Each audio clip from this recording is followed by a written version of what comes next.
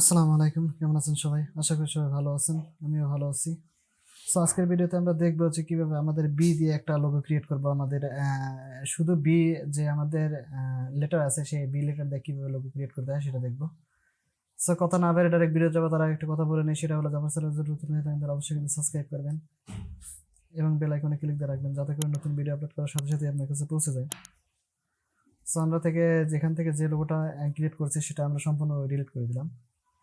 Delete করে দেওয়ার পরে আমরা এখান থেকে যে কোনো একটা লেটার কিন্তু এখান থেকে নিয়ে নিব। তো আমরা এখান থেকে আমাদের যে কালারটা আছে সেটা আমরা ফিল কালার যেটা আছে সেটা রেখে দিয়েও কাজ করতে পারি, আবার এখান থেকে ফিল কালারটা আউট করে দিয়েও কাজ করতে পারি। তো আমরা এখান থেকে ফিল কালার যেটা আছে এটা আমরা ব্ল্যাক কালারটা নিয়ে নেব। আমাদের এখানে যে ব্ল্যাক কালার আছে সেই ব্ল্যাক কালারটা নিয়ে নিলাম। নেওয়ার পরে আমরা এখান থেকে একটা লেটার নিব। তো লেটার নেওয়ার জন্য আমরা টাইটেল যে টুল আছে সেই টাইটেল টুলে যাওয়ার পরে আমরা এখান থেকে একটা লেটার কিন্তু নিয়ে নিলাম।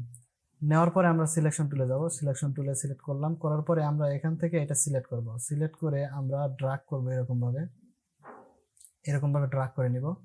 তো আমাদের যতটুকু পরিমাণ বড় করতে হয় ততটুকু করে নিব এখান থেকে কিন্তু আমরা এখান থেকে যে ক্যারেক্টারগুলো আছে সেই ক্যারেক্টার থেকে আমরা এখানে ফন্টও চেঞ্জ করতে পারি। তো আমরা এখান থেকে এই যে ক্যারেক্টার যেটা আছে এখান থেকে আমরা ফন্ট চেঞ্জ করতে পারি, আবার এখানে যে আমাদের ইয়াতে আছে আমাদের ক্যারেক্টার আছে সেখান থেকেও আমরা বিভিন্ন ধরনের ফন্ট কিন্তু এই যে অ্যাপ্লাই করতে পারবো। যে কোনো ধরনের ফন্ট আমরা এখান থেকে অ্যাপ্লাই করতে পারবো। তো আমরা যে কোনো ধরনের যেভাবে আমাদের প্রয়োজন আমরা সেই অনুসারে আমরা যে কোনো ফন্ট নিয়ে এই কাজটা কিন্তু করতে পারবো। তো আমরা এখান থেকে আমাদের মূলত আমি এই ফন্টটা দিয়ে করছি, তো আমরা এই ফন্টটা দিয়ে করলাম। তো এখান থেকে আমরা কি করবো, এটা আউটলাইন করব। তো আউটলাইন করার জন্য আমরা মাউসের রাইট বাটন ক্লিক করব, ক্লিক করে আউটলাইনে যে ক্রিয়েট আউটলাইন যেটা আছে সেটা আমরা ক্লিক করে দিব। তাহলে আমাদের এটা আউটলাইন হয়ে যাবে। তো হওয়ার পরে আমরা একটু এইটা হালকা একটু বড় করে নিচ্ছি, তাহলে আমাদের দেখতে একটু সুবিধা হবে। তো আমরা এতটুকু পরিমাণ বড় করে নিলাম। নেওয়ার পরে আমরা এইটা কি করব, এইটা আমরা ডুপ্লিকেট করব, মানে ডবল করব আমরা এখান থেকে। তো ডবল করার জন্য আমরা কি করব, কিবোর্ডের অল বাটন ধরে আমরা যদি এরকম করে ড্র্যাগ করি তাহলে কিন্তু এটা আমাদের ডবল হয়ে যাবে। তো আমার এখানে কিন্তু আমরা এরকম ভাবে করছি। তো আমরা আরো একটু সরাই নিয়েও কাজ করতে পারি। তো আমরা যতটুকু পরিমাণ নিলাম অতটুকু থাক, আমরা এখান থেকে এটা সিলেক্ট করব। সিলেক্ট করার পরে আমাদের বি এর মাঝখানে কিন্তু ফাঁকা নাই, ঠিক আছে? আমরা ফাঁকা করব। তো ফাঁকা করার জন্য আমরা এখান থেকে কি করব, আমাদের যে শিপ বিল্ডার টুল আছে সেটাতে ক্লিক করব। ক্লিক করে কিবোর্ডের অল বাটন ধরে আমরা এখান থেকে এরকম করে দিলেই আমাদের এটা কিন্তু সুন্দরভাবে ফাঁকা কিন্তু হয়ে যাবে। আবার যদি এখান থেকে আমরা চাই যে পুরোটা আমরা এক করে দিতে চাই তাহলে কিন্তু এখান থেকে আমরা এটা ক্লিক করলে কিন্তু আমাদের এটা এক হয়ে যাবে। তো আমাদের এটা দরকার নেই, আমরা এটা করব না। তো এখান থেকে আমরা এরকম ভাবে কিন্তু এখন কিন্তু আমাদের ইয়াটা কিন্তু চলে আসছে। তো উপরে যে কালারটা আছে সেটা আমরা যে কোনো একটা কালার অ্যাপ্লাই করব। তো এখান থেকে আমরা যদি আমাদের কালার আছে সেটা দিয়ে আমরা এখান থেকে কালার কিন্তু অ্যাপ্লাই করতে পারি। তো আমরা এখান থেকে কালারটা অ্যাপ্লাই করে নিলাম, আমরা এখান থেকে কালারটা সিলেক্ট করে রাখছি, তাই আমরা এখান থেকে অ্যাপ্লাই করে নিলাম। নেওয়ার পরে আমরা এখান থেকে দুইটাই সিলেক্ট করব। সিলেক্ট করে আমরা ব্লেন্ডিং অপশনে যাব। এখানে কিন্তু বির একটা সুন্দর কিন্তু চলে আসছে। এখানে আমি যদি দেখি আমাদের যে 3D যে কালারগুলো আছে সেই 3D কালার কিন্তু এখানে সুন্দরভাবে কিন্তু চলে আসছে। তো আসার পরে আমরা এখান থেকে কি করব, আমরা একটু পুরোটা সিলেক্ট করব। সিলেক্ট করার পরে আমরা এখান থেকে যদি আমরা এই যে ইয়াটা আছে এখান থেকে কিন্তু আমরা আমাদের যে স্ট্রোক কালারটা আছে সেটা কিন্তু নান করে দিতে পারবো। তো আমরা নান করে দিচ্ছি না। তো এখান থেকে আমরা পুরোটাই সিলেক্ট করব।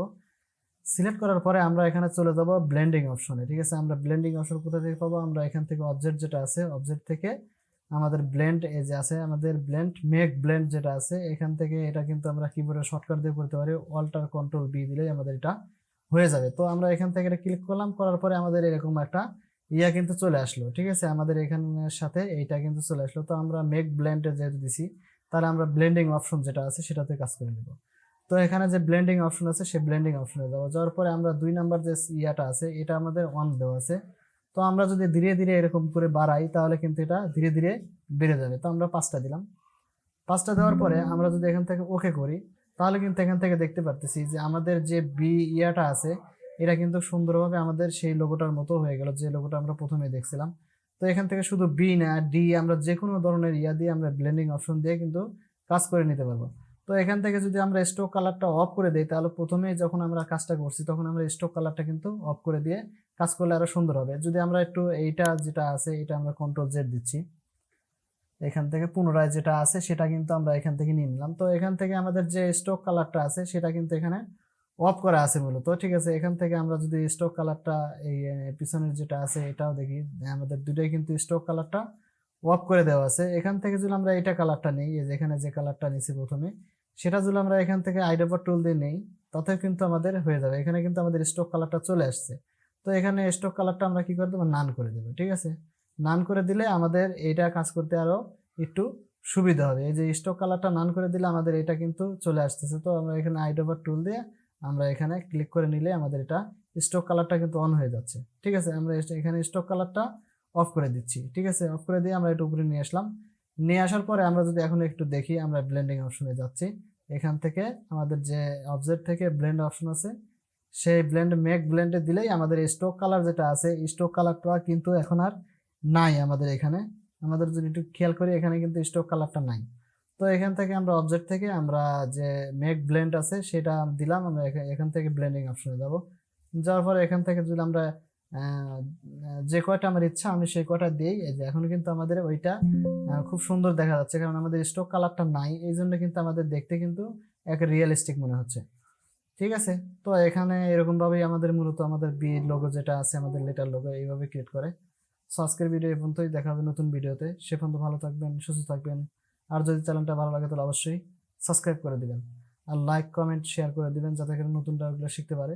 তো এখন বর্তমানে যে একটা অবস্থা হয়েছে, সেটা হলো আমাদের এআই দিয়ে যে কাজ করতেছে, সেটা কিন্তু আমাদের এই যে 25 ভার্সনের যে সফটওয়্যারগুলো আছে, সেটাতে কিন্তু আমাদের এআই জেনারেটেড অনেকগুলা কাজ কিন্তু এখানে হচ্ছে। যেখানে আমাদের যদি এখানে ক্লিক করি, তাহলে সেটা কিন্তু আনগ্রুপ হয়ে যাবে। আবার এখান থেকে যদি রিকালার করতে চাই, সে রিকালার কিন্তু এখান থেকে করতে পারবো, যে কোনো কালার আমরা এখান থেকে দিতে পারবো। তো আমাদের যে 25 ভার্সন আছে, সেই 25 ভার্সনে মূলত এই কাজগুলো কিন্তু খুব সুন্দরভাবে আমরা এআই এর মাধ্যমে কিন্তু সেই কাজগুলো আমরা সুন্দরভাবে করতে পারি। তবে যদি এআই দিয়ে পারফেক্টভাবে কাজ করা যায়, তাহলে কিন্তু পারফেক্ট হবে না। ও যত সুন্দর করেই হোক, সেটা নিজের মন মতো হবে না। নিজের কাজ নিজের মতো করে কিন্তু করতে হবে। আজকে বিদায় নিচ্ছি, দেখা হবে পরবর্তী ভিডিওতে। সে মতো ভালো থাকবেন, সুস্থ থাকবেন।